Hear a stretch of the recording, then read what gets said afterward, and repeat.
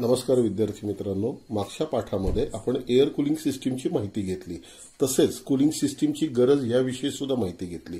या पाठामध्ये आपण water cooling system बघणार आहोत, म्हणजेच हिला इनडायरेक्ट कूलिंग सिस्टीम असं म्हणतात। वॉटर कूलिंग सिस्टीम मध्ये पाणी हे सर्वसाधारणतः वापरले जाते, कारण का पाणी हे कुठेही सहज उपलब्ध होते, पाणी ठराविक काळानंतर बदलणं सोयीस्कर पडते आणि इतर द्रव पदार्थांपेक्षा पाण्यामध्ये उष्णता जास्तीत जास्त शोषून घ्यायचा हा गुणधर्म चांगला असतो। म्हणूनच लिक्विड कूलिंग सिस्टीम मध्ये सर्वसाधारणतः पाणी हे वापरले जाते। आता वॉटर कूलिंग सिस्टीमचे 3 प्रकार पडतात: thermosiphon water cooling system, impeller thermosiphon cooling system आणि पंप सर्क्युलेशन, म्हणजेच हिला 4 स्पीड वॉटर कूलिंग सिस्टीम सुद्धा म्हणतात। आता आपण पहिली बघणार आहोत ती थर्मोसायफन वॉटर कूलिंग सिस्टीम। आता थर्मोसायफन वॉटर कूलिंग सिस्टीम मध्ये कोणताही पंप वापरलेला नसतो। याच्यामध्ये पाण्याच्या गुणधर्माचा वापर केला जातो। पाण्याला उष्णता दिली असता गरम पाणी, खालचे तळातले गरम पाणी, तापलेले पाणी हे वरती जाते व वरील थंड पाणी हे खालती येते। याकरता या इंजिन्सवरती रेडिएटर एक ठराविक उंचीवरती बसवलेला असतो। ज्यावेळेस इंजिन चालू होते, ज्यावेळेस इंजिन सुरू झालं की इंजिनच्या वॉटर जॅकेट्स मधले म्हणजे सिलेंडर ब्लॉक, सिलेंडर हेड यामधील पाणी हे गरम व्हायला लागते।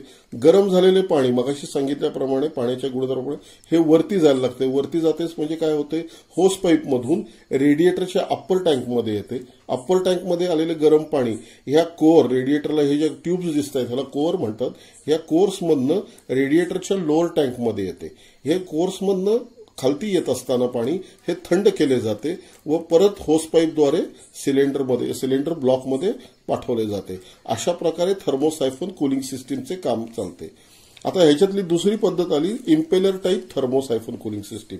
ह्याच्यामध्ये फक्त रेडिएटर व इंजिन ह्याच्यामध्ये एक फॅन दिलेला असतो। हा फॅन क्रँकशाफ्टच्या पुलीकडून फिरवला जातो व इंजिन चालू झालं की फॅन चालू होतो व फॅन वातावरणातली हवा ही इंजिनच्या आतमध्ये खेचायला लागतो। त्यामुळे येणारी हवा ही रेडिएटरच्या कोअरच्या भागातून येते व ती कोअरमधलं जे पाणी आहे गरम पाणी त्यातली उष्णता जास्तीत जास्त शोषून घेते। अशा प्रकारे इम्पेलर थर्मोसायफन कूलिंग सिस्टीमचे कार्य चालते। ही सिस्टीम जी आहे ही सर्वसाधारणतः जास्तीत जास्त करून स्टेशनरी इंजिन्स वरती वापरली जाते, जी जनरेटर सेटला वगैरे वापरले जातात, किंवा विहिरीवरती पिठाची गिरणी याच्यामध्ये जे स्टेशनरी इंजिन्स वापरतात यावरती ही सिस्टीम वापरली जाते। त्यानंतर महत्वाची आपण पुढची सिस्टीम जी बघणार आहोत, pump circulation water cooling system, म्हणजेच 4 स्पीड वॉटर कूलिंग सिस्टीम। यामध्ये एक वॉटर पंप दिलेला असतो ज्याच्यावरनं संपूर्ण पाणी हे सिस्टीम मध्ये फिरवलं जाते। आपण एक त्याची आकृती बघत आहोत। याच्यामध्ये आता तुम्हाला इंजिन दिसतं, रेडिएटरचा अप्पर टँक, कोअर भाग, रेडिएटरचा लोअर टँक, हिरव्यामध्ये जे दाखवले ते होस पाईप, त्यानंतर भगव्या कलरमध्ये दाखवलेला फॅन बेल्ट, ती पुली, हे सगळे पार्ट्स मिळून काय होते, पंप सर्क्युलेशन सिस्टीम होत असते। आता ह्या पंप सर्क्युलेशन सिस्टीम मध्ये तुम्ही बघत असाल त्याची रचना सर्वसाधारणतः रेडिएटरचा लोअर टँकचा भाग हा वॉटर पंपला होस पाईपनं जोडलेला असतो। वॉटर पंपच्या आतल्या भागातून सिलेंडर ब्लॉकचे वॉटर जॅकेट्स, सिलेंडर हेडचे वॉटर जॅकेट्स आणि तिथून परत तुम्हाला एक हिरवी होस पाईप दिसेल, तिथून गरम पाणी हे रेडिएटरच्या अप्पर टँकमध्ये येते आणि हा कोअरचा भाग।